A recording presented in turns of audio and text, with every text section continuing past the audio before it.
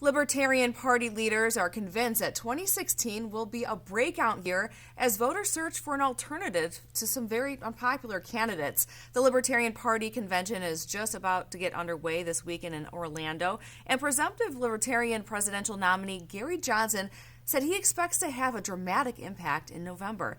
Joining us now to talk more about this is political author Rich Rubino. Welcome back. Thank you so much, Danielle. Rich, you recently wrote in the HuffPost about the Democratic-Republican duopoly that you say employs rhetorical brainwashing. What do you mean by that? Well, basically, it says there's kind of a repetition here. They say essentially that it's a wasted vote to vote for a third party. You hear, for example, former Louisiana Governor Bobby Jindal said that you have a binary choice, meaning that they're essentially the only people on the ballot are Hillary Clinton and the Republican nominee Donald Trump, I guess. What people don't realize often is there are sometimes three or four other people who get on the ballot. And the Libertarians' case, they often get on in all 50 states. And this time around, it looks like they are actually on in all 50 states. There are actually other people on the ballot. But as I say, if they keep saying that it's a wasted vote, in many respects, almost psychologically, you kind of take them away and you say, okay, I only have these two people to choose from. And in many respects, it's very hard for the Libertarian to just announce that he, in many respects, is actually a candidate for president and is actually on the ballot. Yeah, you pointed out in your article only twice, back in 1980 and 2012, the party garnered at or near 1% of the national popular vote. Will it be any different for Gary Johnson and his running mate, Bill Weld? Yes, I think so. First of all, many times you have people, for example, like Harry Brown, Michael Bednarik, who had no political experience whatsoever. I'm assuming Gary Johnson gets the nomination. He does have some opponents, but assuming he's a presumptive nominee, assuming he wins it on Monday.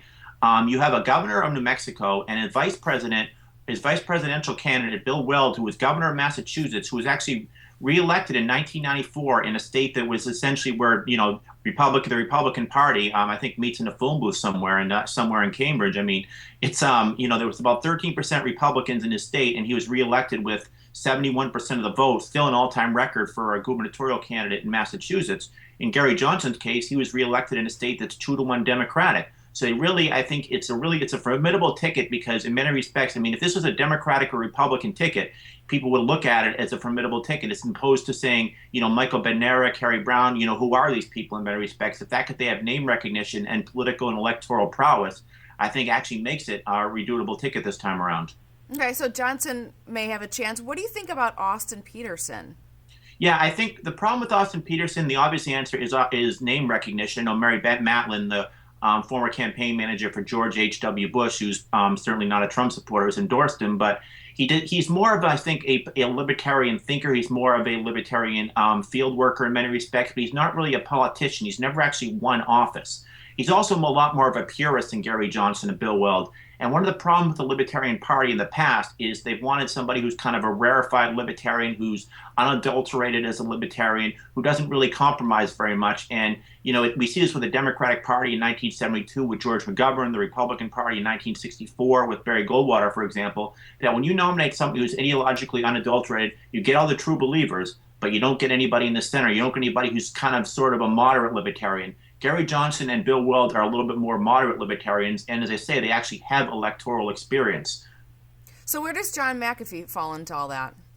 Same thing. I think he's, he is not have the political experience that Gary Johnson and Bill Weld have. I think if he were to garner the nomination, people would look at him and they'd say, who? I think that's the problem that libertarians certainly have had, going back to 1972. They rarely elect somebody who's an elected official. Now, there's exceptions to that. In 1988, for example, they nominated Ron Paul, who, of course, was a Republican congressman from Texas. He had some problems getting name recognition because he was, one out of 435 voting members of the United States Congress. But I think that in this case, it really is a once-in-a-lifetime political opportunity for the Libertarian Party to actually, put a footprint in the American political system, because Gary Johnson and Bill Weld have both been elected twice as governor. I mean, Gary Johnson, for example, was elected in a state that's, not that smaller than than the state that Bill Clinton came from in Arkansas. It was certainly a bigger state than Vermont, where Howard Dean was elected, and Howard Dean almost got the Democratic Party nomination back in 2004. So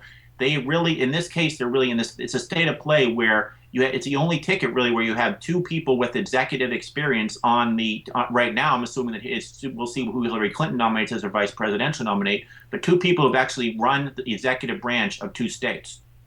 There's a lot of people on both sides of the aisle unhappy with their choices. So if any year is the year, it's probably this one. Who does Gary Johnson appeal more to, the Democrats or the Republicans? I think this time around, I think it will be more toward Republicans. But when I say Republicans, I'm not necessarily referring to, for example, the religious right. I'm not really referring to the populists. I think the populist Republicans, those, for example, who are economic nationalists opposed to free trade agreements, would be more likely to support Donald Trump. But that being said, there are a lot of moderate Republicans, certainly in places like New England, who would support Gary Johnson and Bill Weld, for example. Both of them are pro-choice, for example. Both of them tend to favor LGBT rights, for example. But also, I think there's a non-interventionist strain which Donald Trump has tapped into, but a lot of people who support Donald Trump, I think, who support his non-interventionism, for example, in Iraq, but then they say, but look at what he's saying about, essentially we should go after and kill the families of some of the terrorists. I think that Gary Johnson is more of, I guess you'd say, a rational non-interventionist who says that we should essentially only intervene if we're attacked. And I think that could appeal to a lot of other Republicans who are just kind of incredulous to exactly what Donald Trump means on that score. Do you think Johnson's campaign is viable enough to stop Trump? I don't know about stopping Trump, but it could actually play a spoiler role here because Gary Johnson, the issue is he could take votes from the right and the left. On the left, for example, he's to the left of Hillary Clinton on the legalization of drugs, for example. There are a lot of millennials who may have supported Bernie Sanders, weren't necessarily economic liberals, but liked his message as being an outsider, who could actually be appealed to, who actually could be appealed to by Gary Johnson. And a lot of those people, there are a lot of millennials who are saying, we will never vote for Hillary Clinton, so can Gary Johnson get some of those supporters? But that being said, there's a lot of people on the right who are economic conservatives. Some of them are more economic conservatives than Donald Trump, for example. Donald Trump says essentially we should do nothing about entitlements, for example. That's something Gary Johnson says we should do. Donald Trump wants to increase the size of the military. Gary Johnson, from a more libertarian perspective, wants to truncate it by 20%. So he can really take support all over the map. And a lot of voters are going to be asking themselves, should I take that chance?